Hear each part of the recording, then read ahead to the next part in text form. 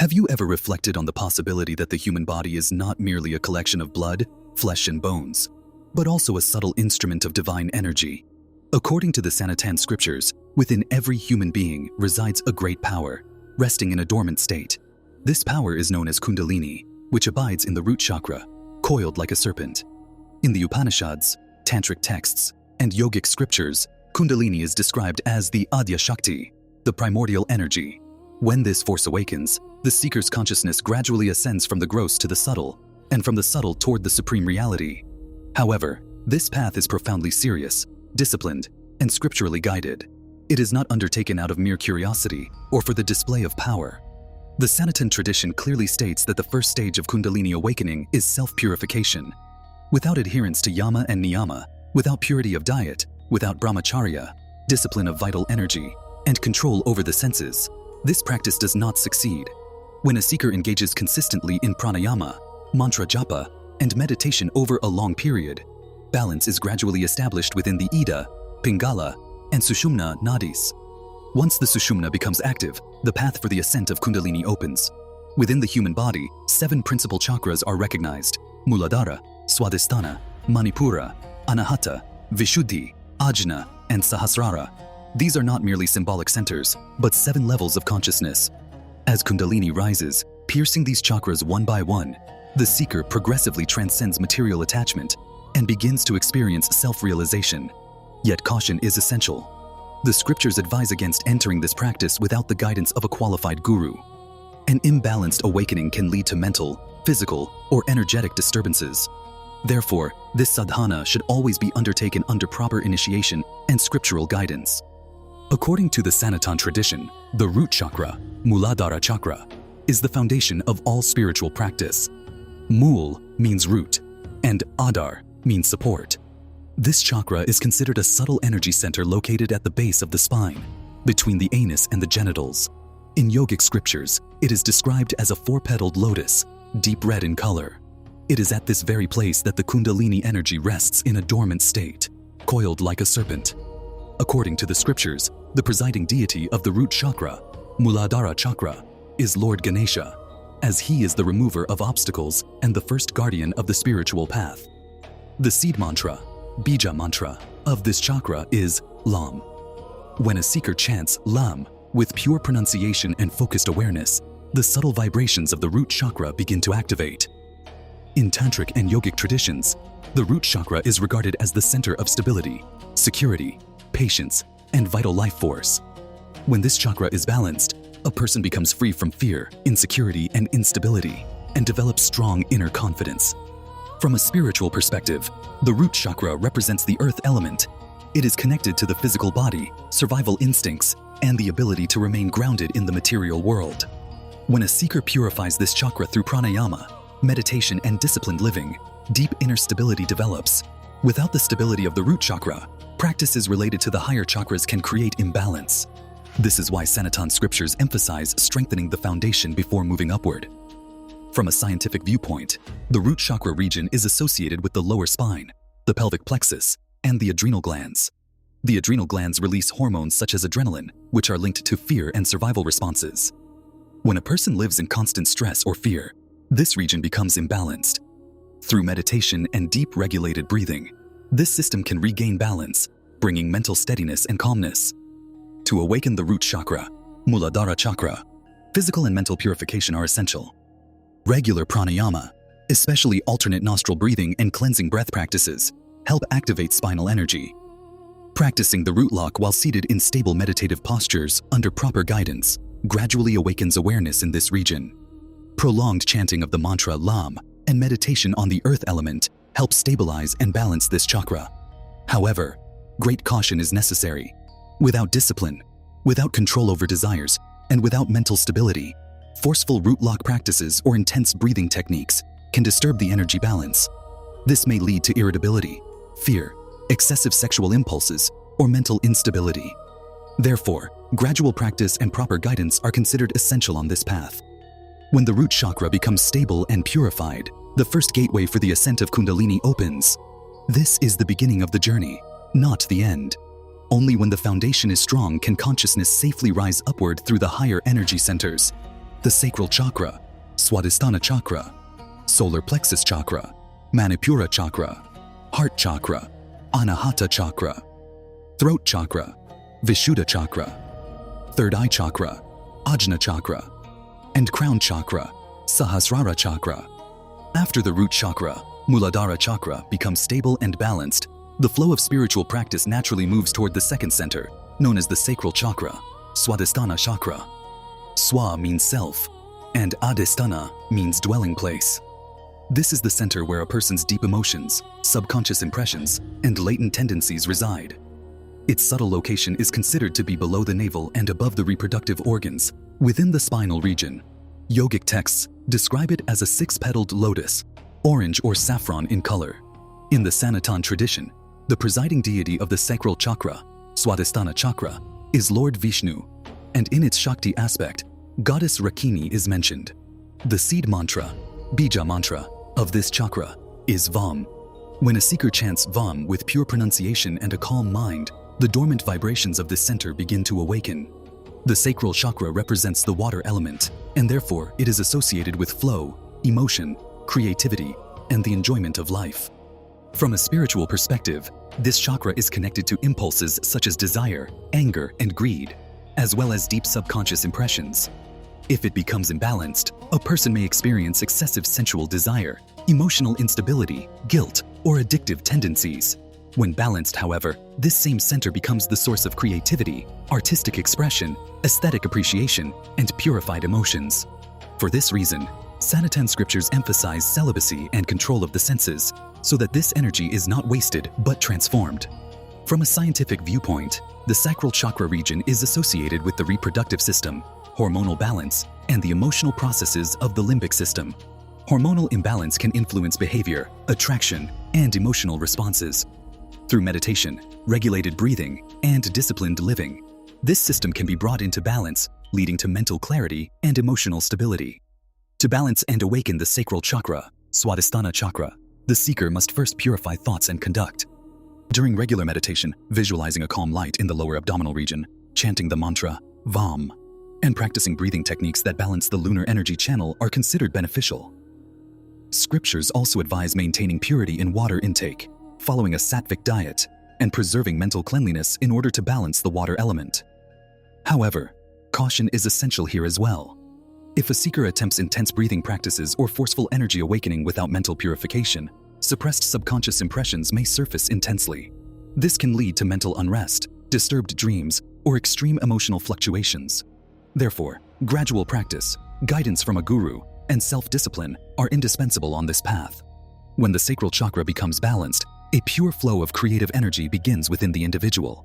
At that stage, the Kundalini energy becomes ready to move toward the next center, the solar plexus chakra, Manipura chakra. After the sacral chakra, Swadhisthana chakra, becomes balanced, the flow of spiritual practice moves toward the third center, known as the solar plexus chakra, Manipura chakra. Mani means jewel and Pura means city. Thus it is called the city of jewels.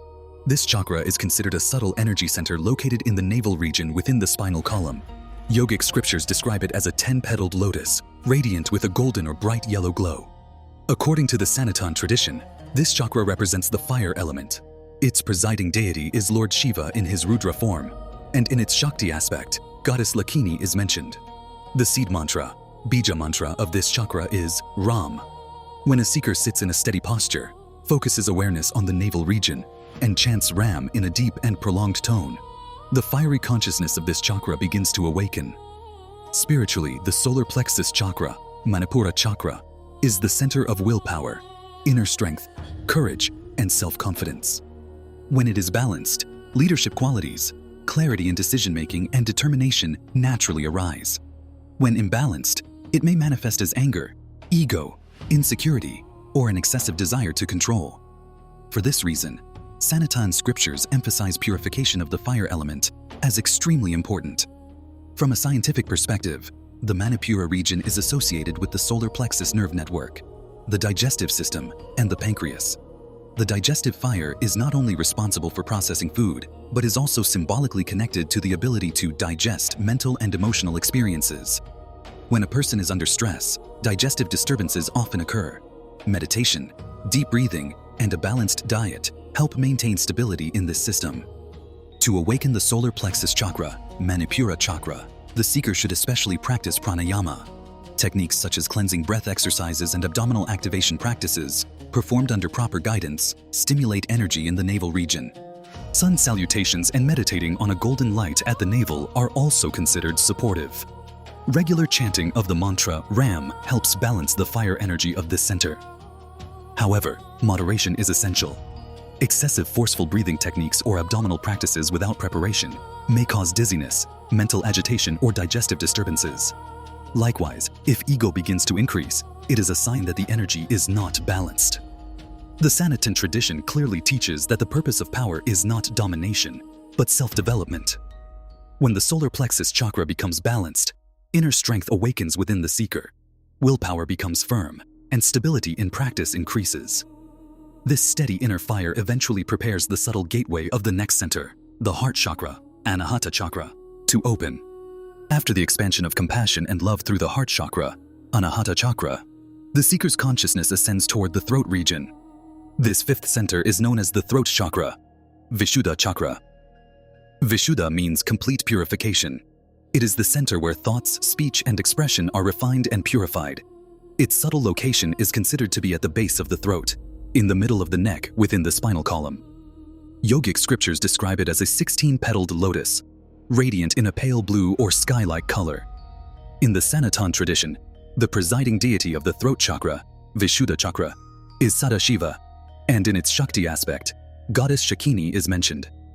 The seed mantra, bija mantra of this chakra, is Ham. When a seeker calmly focuses on the throat region and chants Ham in a deep, steady tone, subtle vibrations can begin to be felt at the base of the throat. Spiritually, this chakra is the center of truth, expression, and the transmission of higher consciousness. When it is balanced, the seeker's speech gains power, sweetness, and the radiance of truth. Such a person naturally avoids falsehood and harshness. If this chakra becomes blocked, a person may either speak excessively or struggle to express themselves at all. Fear, dishonesty, or self-doubt can weaken this center. From a scientific perspective, the throat chakra is associated with the throat, vocal cords, and the thyroid gland. The thyroid regulates the body's metabolism. Stress, fear, or suppressed emotions can disturb thyroid balance. Meditation, breathing practices, and positive communication help harmonize the energy of this region. To awaken the throat chakra, Vishuddha chakra, the seeker must practice truthful conduct and disciplined speech. Repetition of mantras, especially chanting Ham, and prolonged chanting of Om help purify this center. Ujjayi breathing, practiced under proper guidance, activates the throat region. Meditation on the space element, such as visualizing the vast blue sky, helps expand the mind and consciousness. However, caution is essential here as well. If a seeker misuses speech out of ego after gaining some inner power, the energy can become imbalanced. False speech, harsh words, or insulting behavior can block this chakra. The Sanatan tradition teaches that speech is as sacred as Brahman. Therefore, it must always be used with wisdom and discernment. When the throat chakra becomes balanced and purified, the seeker's consciousness becomes even more subtle. Clarity arises in the mind, and radiance appears in speech. This purified expression prepares the way for the opening of the next center, the third eye chakra, Ajna chakra. After the throat chakra, Vishuddha chakra, becomes purified, the seeker's consciousness naturally concentrates at the center between the eyebrows. This sixth center is known as the third eye chakra, Ajna chakra. Ajna means command. It is the place from which inner direction and guidance arise.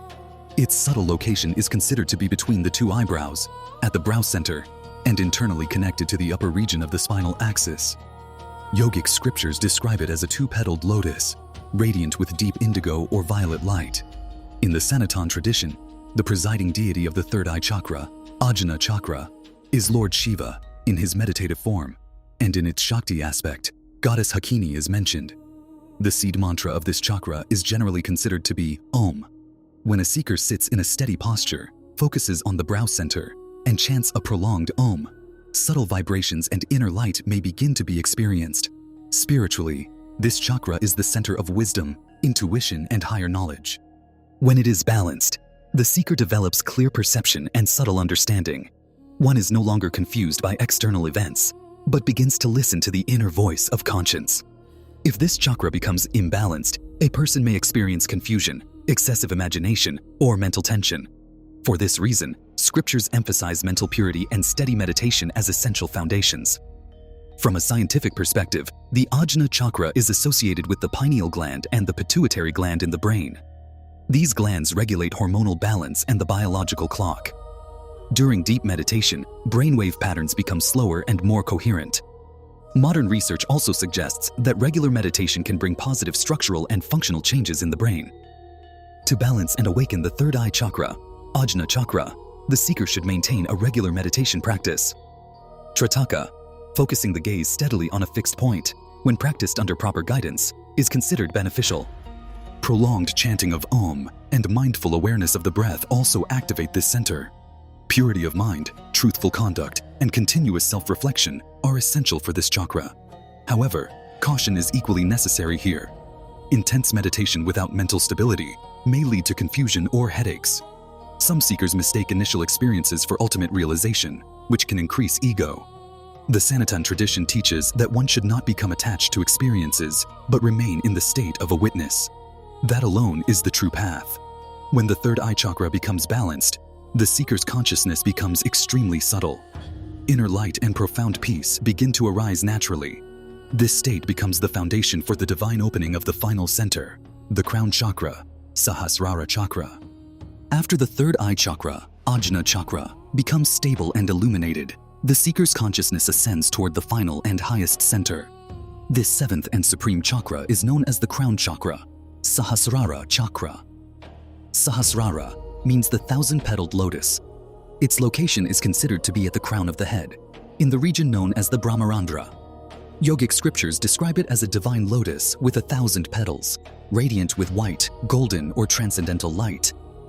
According to the Sanatana tradition, the crown chakra, Sahasrara chakra, is not limited to a single deity. Rather, it symbolizes the complete union of Shiva and Shakti. Here, the Kundalini energy, which was dormant in the root chakra, Muladhara chakra, ascends through the Sushumna channel and merges into Shiva consciousness. This is regarded as the supreme goal of yoga, the unity of the individual soul with the supreme reality.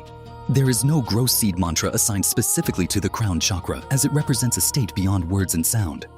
However, the subtle resonance of Om is fully realized here. When a seeker reaches this level through long-term disciplined practice, self-control, devotion, and meditation, profound peace, non-dual awareness, and supreme bliss are experienced. This is not an external miracle, but the highest state of consciousness. From a scientific perspective, the crown chakra is associated with the higher centers of the brain and the harmonious functioning of the entire nervous system. In deep meditation, brainwave patterns become highly balanced, and the individual experiences deep rest along with heightened awareness.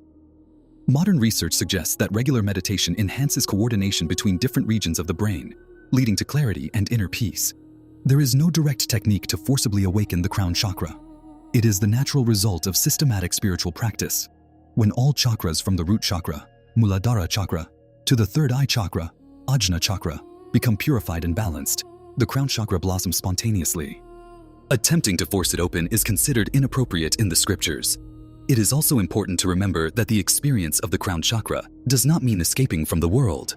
The Sanatana tradition teaches that a true yogi is one who, even after attaining the highest realization, remains engaged in the welfare of the world with compassion and equanimity. Here, the full cycle of Kundalini practice is completed, from the stability of the root chakra to the divinity of the crown chakra. This path is not meant for the display of power, but for self-realization, purification, and the attainment of supreme consciousness. If you wish, we can now add a final concluding section summarizing the entire journey of Kundalini practice, along with essential cautions. Until now, we have understood Kundalini, the chakras, and their profound mysteries. But the question arises, how should a new seeker, who knows nothing about this path, begin? Is simply sitting in meditation enough? Does merely concentrating on the third eye chakra, Ajna chakra, or the root chakra, Muladhara chakra, awaken this power? No. The reality is far deeper and far more serious than that. Every siddhi, every power, whether called spiritual power, mental ability, psychic power, or superhuman capacity, can only be attained when one's Kundalini is active. However, Activating it is not as simple as it sounds. Focusing on just one chakra does not accomplish the goal. In fact, improper practice can disturb the energy centers, and the seeker may face mental or physical difficulties. One very important fact must be understood. Kundalini energy is not always sitting inactive in the root chakra. According to the Sanatan perspective, after passing through 8.4 million life forms and exhausting karmic cycles, when a being takes human birth again, the Kundalini energy is in an active state. At the time of birth, this energy flows naturally within a child. Until about 6 or 7 years of age, this force remains spontaneously active. This is why a child learns at an extraordinary speed.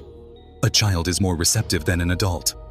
The consciousness is open, curiosity is intense, and activity is expansive.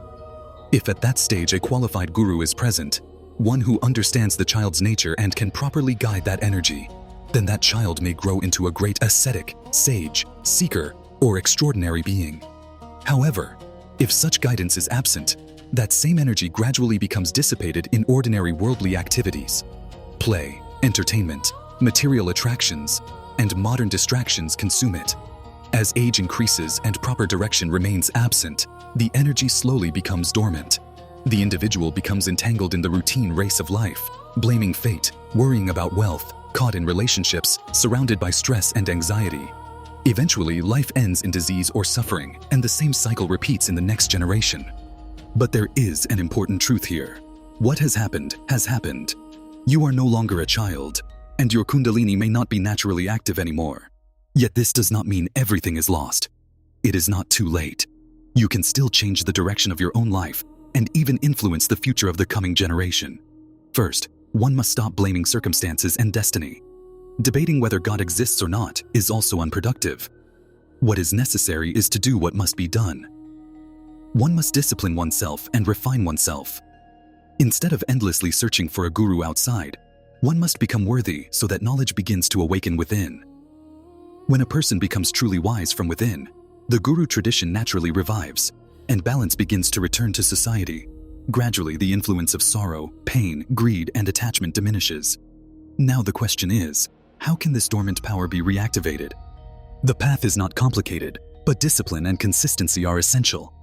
The first step is to invite a higher energy into your life. This energy may be in the form of a deity, a divine force you revere, or a sacred ideal whom you regard as your guru.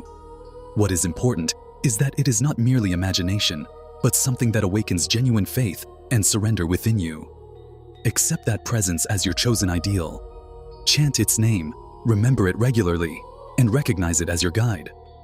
When a seeker establishes a higher consciousness as the foundation of life, uncontrolled energy becomes safeguarded and directed properly. The second step is purification of diet and conduct. Until food and lifestyle are purified, subtle energy cannot remain balanced. Meat, alcohol, tobacco, intoxicants, harmful substances, and excessive indulgence pull the energy downward. Sensory overindulgence and undisciplined relationships also weaken vitality. If one truly desires Kundalini awakening, distancing oneself from these is necessary. A pure diet, disciplined living, and physical cleanliness form the foundation of spiritual practice. The third step is the practice of posture. Without stabilizing the body, the mind cannot be stabilized. One must develop the ability to sit in a steady posture, such as Padmasana, Siddhasana, or Sukhasana, for at least 1 hour without movement. In the beginning, this may seem difficult, but with regular practice, the body gradually becomes steady. When the body becomes still, the flow of prana begins to balance naturally.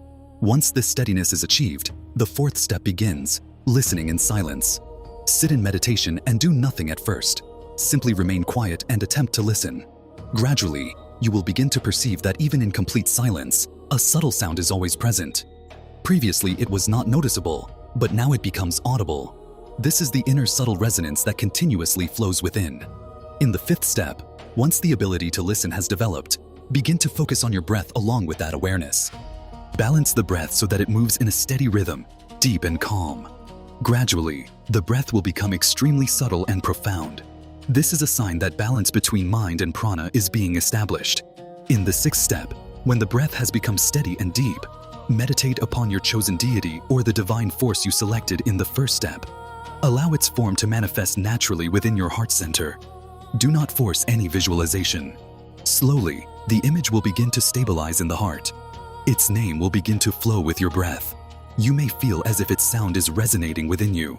This is the stage where you become capable of holding that energy. From here, the true process of awakening begins.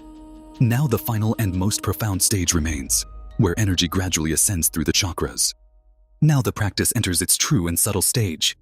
You have established your chosen deity within your heart. You are seated in meditation. Your breath is balanced.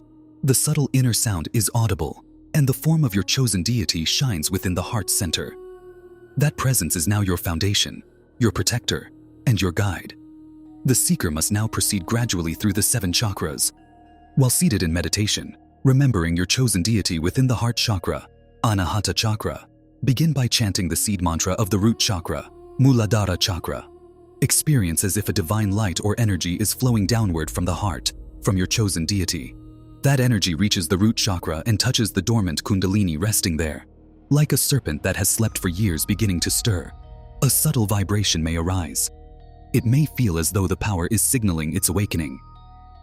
Next, chant the mantra of the sacral chakra, Swadhisthana chakra. Experience the energy flowing again from the heart into that center, merging there. The serpent-like energy rises upward, becomes active in the sacral chakra, and prepares to move further. In the same manner, chant the mantra of the solar plexus chakra, Manipura chakra. A stream of light flows from the heart and merges into the Manipura chakra. There, a vibration like fire may be felt.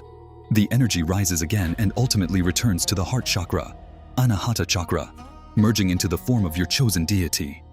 When chanting the mantra of the heart chakra, experience your heart center glowing like the sun. Feel the flow of energy from the root chakra up to the heart chakra. This process is extremely subtle. It should not be forced.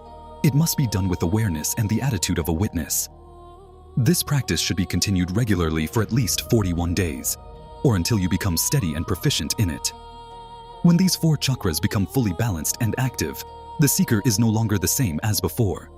Stability, confidence, and inner peace begin to develop naturally. It would not be correct to say that the path ahead becomes easy, but now the seeker becomes capable of holding and tolerating that immense energy. Each person may take a different amount of time, depending entirely on purity, discipline, and dedication. When the energy truly becomes active, the seeker understands it inwardly. A deep peace is felt within. At times, guidance from the chosen deity may be experienced in dreams or deep meditation. Positive changes begin to appear in life. Fear diminishes, stability increases, and a balanced joy becomes part of daily existence. However, this is also the point where most seekers stop. Nearly 99% of people consider the peace and happiness experienced here as the final goal. They do not continue further austerity. But if someone's aim is to travel into higher dimensions of consciousness, to elevate awareness further, then practice must continue beyond this stage. This path is not for the display of power, but for self-development and movement toward divine consciousness. Only the seeker who maintains discipline, humility, and continuous practice is able to progress further. This is the systematic and careful path of Kundalini awakening, possible only through purity, surrender, and patience. When the seeker becomes steady in the heart chakra, Anahata chakra, when the form of the chosen deity in the heart shines like the sun, and when the flow of energy from the root chakra, Muladhara chakra, up to the heart chakra, becomes natural and balanced, then consciousness begins to rise upward on its own. This ascent does not happen through force, but through maturity. The heart chakra is the gateway where the seeker moves from personal spiritual effort toward universal consciousness. Here, love is no longer limited to a single person. It expands. Compassion becomes natural. Forgiveness no longer feels difficult. Instead of reaction, understanding arises. Only when this stability remains for some time does the journey toward the throat chakra, Vishuddha chakra, become safe. Now the seeker must continue the same inner process. The chosen deity in the heart, the divine name flowing with the breath, and the subtle inner sound within. But now the energy must be experienced rising upward toward the throat region. While chanting the seed mantra of the throat chakra, one should feel as though a stream of light is rising from the heart and entering the throat. Upon entering this stage, certain experiences may arise. Sometimes a slight vibration in the throat, sometimes a feeling of blockage in the neck, sometimes a reduced desire to speak, sometimes a strong tendency towards silence. These are signs that speech is being purified. When the throat chakra becomes active, a transformation occurs in speech. Words gain weight and depth. The seeker speaks less, but what is spoken carries impact. People may say that your words touch their heart directly. However, the greatest danger at this stage is the misuse of speech. If the seeker begins to influence others for personal gain, declares oneself enlightened, or displays spiritual power, the throat chakra may become imbalanced. This can result in ego, exhaustion, mental instability, or a sudden drop in energy. With the awakening of the throat chakra, another experience may occur. The inner sound becomes clearer. The subtle resonance that was once faint may now become steady and echoing. Meditation deepens. At times it may feel as though guidance is arising from within. Yet extreme caution is required here. Not every inner voice is divine. Sometimes the subconscious mind can create illusions. Therefore, at this stage, 3 qualities are essential: silence, truth, humility. The seeker must completely abandon falsehood. Harsh speech must be avoided. Criticism and slander should be renounced. The purer the speech, the more stable the throat chakra remains. If this balance continues, energy will naturally begin moving toward the third eye chakra, Ajna chakra.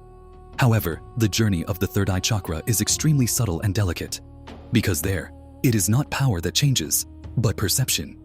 The line between imagination and true experience becomes very thin. How this journey begins, what experiences may arise, what abilities may manifest, and what must be avoided, these will be understood in the next part. When the throat chakra, Vishuddha chakra, becomes balanced, speech becomes purified, and the inner sound grows clear and steady. The seeker's consciousness is naturally drawn toward the space between the eyebrows. This attraction does not arise from effort, but from maturity. If the seeker is still entangled in speech, influence, or the desire for recognition, the energy remains at the throat chakra. But if one is established in silence, truth, and humility, then the gateway of the third eye chakra, Ajna chakra, gradually begins to open. While sitting in meditation, the seeker now experiences that the light of the chosen deity in the heart rises upward, passing through the throat and reaching the brow center. While chanting the mantra of the third eye chakra, no visualization should be forced. One must simply remain aware at the central point between the eyebrows, with the attitude of a witness. At this stage, certain experiences may arise. Sometimes pressure or mild pain at the brow center. Sometimes flashes of inner light. Sometimes meditation deepens to the point that awareness of time fades. Sometimes dreams become vivid and symbolic. These are signs that consciousness is becoming more subtle. When the third eye chakra becomes active, discernment sharpens. Decisions become natural and clear. The true nature of people or situations may be understood immediately. At times, there may even be an intuitive sense of future events. However, this is where the greatest illusion arises: the illusion of cities. As the intensity of the mind increases, the seeker may feel that special powers have been attained. The ability to anticipate thoughts, subtle perceptions, or understanding another person's mental state may appear as early signs. But to consider these as final achievements is a serious mistake.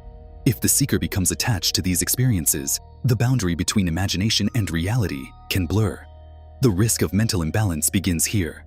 Therefore, 3 principles are essential at this stage: no display of experiences, no attempt to influence others, and never considering any subtle perception as ultimate truth. The true sign of maturity in the third eye chakra is not the appearance of visions, but the stillness of the mind.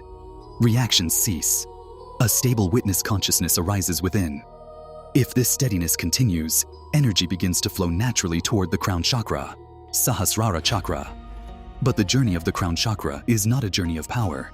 It is a journey of dissolution. There, nothing is gained. Rather, the sense of self is surrendered. What the final state of the crown chakra is like, what experiences may arise, what illusions may appear, and what the seeker must do at that stage. When the third eye chakra, Ajna chakra, becomes steady, when awareness at the brow center remains without tension, when the flow of thoughts slows down and the state of witnessing becomes natural, then consciousness begins to flow toward the crown chakra, Sahasrara chakra. This movement happens not through effort, but through surrender. By this stage, the seeker understands that spiritual practice is not a process of gaining something, but of letting go of what is unnecessary. In meditation, the light of the chosen deity is now experienced rising from the brow center upward toward the crown. No mantra or visualization should be forced upon the crown chakra. Here, Silence itself is the mantra. The breath may become extremely subtle. At times, it may feel as if the body has become light. At other times, there may be a gentle coolness or vibration at the top of the head. One may feel as though the boundary between inner and outer has dissolved. The sense of time may fade. Deep peace, causeless bliss, or formless light may be experienced. Yet caution is just as necessary here as it was at the beginning. The initial experiences of the crown chakra can be extremely attractive. The seeker may feel that everything has now been understood. This is the subtle ego that becomes the final obstacle. The true sign of maturity at the crown chakra is not the intensity of experiences, but the dissolution of ego. If the feeling, I am the seeker, I am awakened, or I am having experiences still remains, then complete union has not yet occurred. When the crown chakra becomes active, certain qualities may naturally manifest: deep insight, equanimity, the ability to remain unaffected by circumstances, expansion of compassion, and inner fearlessness. However, these are not meant for superhuman display. They are meant to make life balanced, peaceful, and meaningful. If the seeker uses them to impress, prove superiority, or control others, the energy may descend again. It is also essential to understand that awakening of the crown chakra does not mean escaping from the world. True awakening is when one lives a normal life outwardly while remaining inwardly free. Family, society, and work continue, but without attachment. Success does not create pride. Failure does not create despair. This steady balance is the true sign of the crown chakra. What should not be done? Do not publicize experiences. Do not declare yourself a guru. Do not consider others inferior. And most importantly, do not stop practicing. What should be done? Maintain regular meditation. Follow a pure and disciplined lifestyle. Remain humble and silent. And sustain constant gratitude toward your chosen deity. Remember, the ultimate purpose of Kundalini awakening is not to gain powers, but to expand consciousness and ultimately realize the self. If along the path certain experiences or abilities arise, they are only signs, not the destination. The seeker who remains steady, humble, and consistent ultimately reaches a state where sorrow, fear, and greed lose their hold. Life becomes joyful, but that joy no longer depends on external circumstances. This is the complete cycle, from the root chakra, Muladhara chakra, to the crown chakra, Sahasrara chakra, and from the crown back into the world with compassion. When all the chakras of a human being become fully awakened and balanced, only then does one truly become worthy of attaining siddhi. Everything before that is preparation, purification, and practice.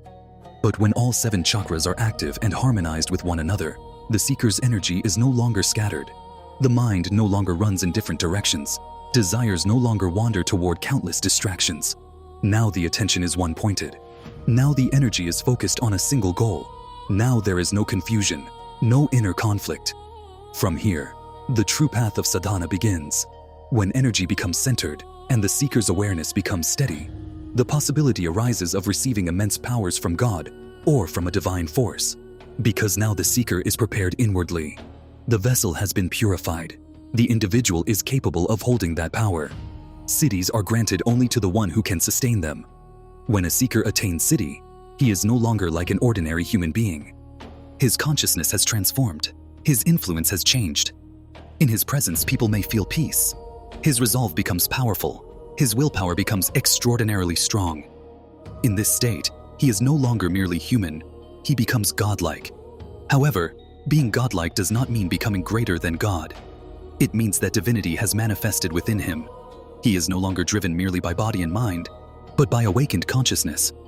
Yet even here, a final test remains. If he misuses these powers, if he applies them out of ego, if he begins to control others, if he turns power into a display, then his downfall is certain. The energy that rose upward can descend again. The siddhi that was attained can be taken away, and the seeker may once again become entangled in worldly bondage. But if that same seeker uses these powers for the welfare of others, if he considers himself not the doer but merely an instrument, if he remains humble, then the door to moksha opens. Moksha means complete union with the divine. It means the dissolution of personal ego. It means the merging of separate identity. When the seeker becomes fully surrendered, he abides in God. Becoming God in this sense means there is no longer any separation between him and the divine. His consciousness merges back into its source. Here lies the final fulfillment of sadhana. Siddhi is not the end. Siddhi is only a stage. The ultimate goal is complete dissolution. Thank you. Har Har Mahadev.